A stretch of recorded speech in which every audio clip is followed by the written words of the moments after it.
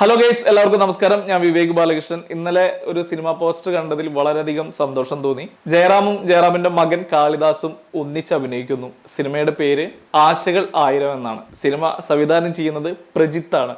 നിവിൻ പോളിയുടെ ഒരു വടക്കൻ സെൽഫി എന്ന് പറയുന്ന സിനിമ സംവിധാനം ചെയ്ത പ്രജിത്താണ്. ഒരുപാട് വർഷങ്ങൾക്ക് ശേഷമാണ് അദ്ദേഹം ഒരു സിനിമ സംവിധാനം ചെയ്യുന്നതെന്ന് തോന്നുന്നു. എന്തായാലും വലിയൊരു ഗ്യാപ്പിന് ശേഷം ഇത്രയും നല്ലൊരു പ്രൊജക്റ്റിന് വേണ്ടി കാത്തിരുന്നതാവും. കാരണം അതിന്റെ പോസ്റ്റർ കാണുമ്പോൾ വളരെയധികം പോസിറ്റീവ് വൈബ് സ്പ്രെഡ് ചെയ്യുന്നുണ്ട്. എന്തായാലും നല്ല പടം തന്നെ ആയിരിക്കും എന്ന് വിചാരിക്കുന്നു.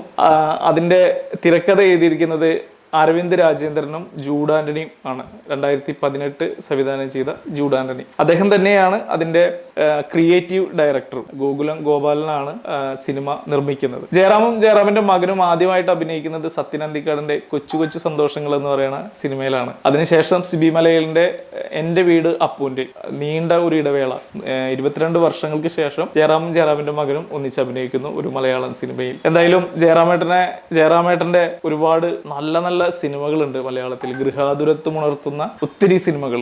കൊട്ടാരം വീട്ടിൽ അപ്പൂട്ടൻ, കഥാനായകൻ, ചേട്ടൻ ബാവ, അനിയൻ ബാവ, അതുപോലെ പട്ടാഭിഷേകം, അങ്ങനെ കുറെ പടങ്ങൾ.